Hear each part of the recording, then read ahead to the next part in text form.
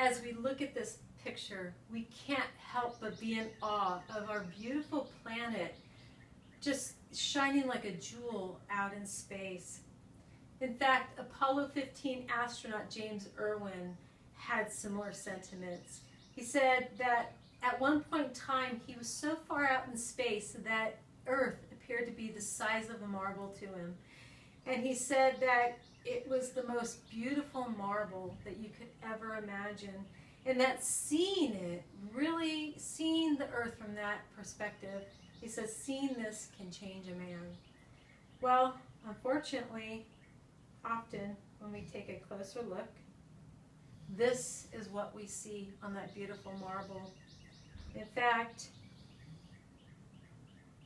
it is from one end of the globe to the next.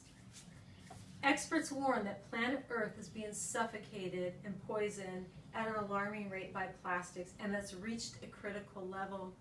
And in a 2016 World Economic Forum report, scientists noted that they believe that more plastic than fish could possibly be in the ocean by 2050 if something seriously isn't done. So I was very concerned and very curious about the extent of this issue. So I did some research and looked into scientific data and expert analysis from some recent studies and reports as well as articles. And I discovered that yes, it is disturbing. In fact, it's increasing rapidly on an annual basis. And the prognosis is not good for the oceans or life on planet Earth. So today, I wanted to draw your attention to the situation and share the information that I have found with you regarding the general scope as well as the threat and impact that it is having to and on marine life, the environment, as well as humans.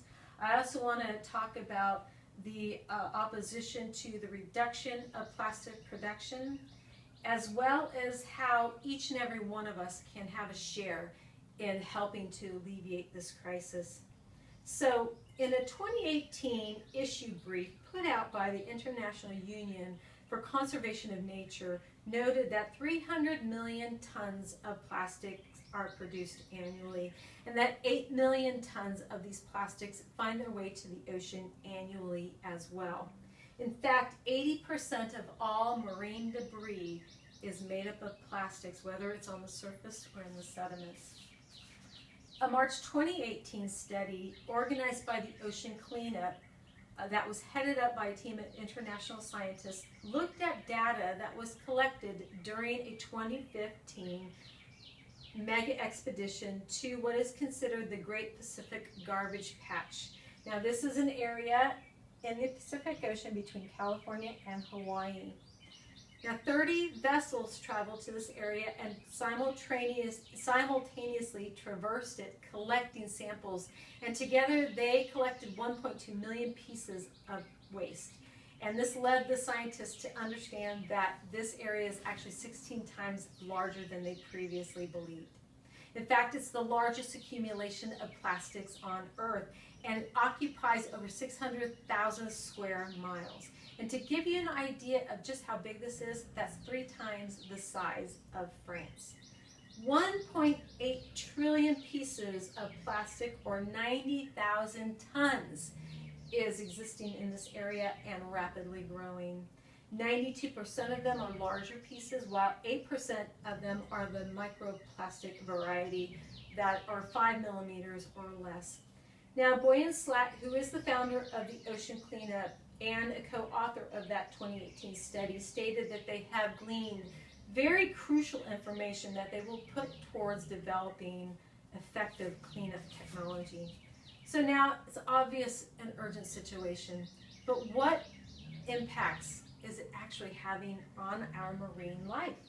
Well, the IUCN.org brief also notes that countless marine animals are affected, receiving everything from lacerations and infections, entanglements that then cause them to drown, strangulation, and in some cases, and it's increasingly getting more common, Many wildlife are viewing these pieces, or mistaking them for food, and they're ingesting them. As you can see in this baby Blackfoot albatross, so many particles have accumulated in his stomach that he starved to death. Now, plastics are also petroleum-based, so as they break down, chemicals leach into the environment, infecting fish, and eventually the carcinogens make their way to humans through seafood consumption. It also spreads invasive marine organisms and causes prolific bacterial blooms, which also disrupt very delicate ecosystems that then adds to climate change. So since so many experts agree that the data shows it's in a crisis situation, why isn't more being done? Well, in short, we live in a very plastic society.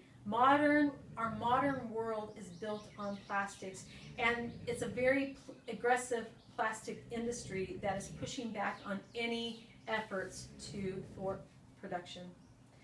In an article entitled Politics and the Plastic Crisis, a review throughout the plastic life cycle, researchers identify roadblocks attempting to thwart the efforts.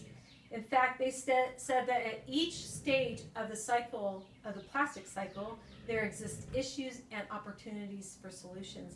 However, prioritizing of these solutions are of a political nature, and that 99% of all feedstock for plastic production is petroleum-based products, which are fossil fuel, and heavily linked to the petrochemistry industry, which also has considerable influence on legislation.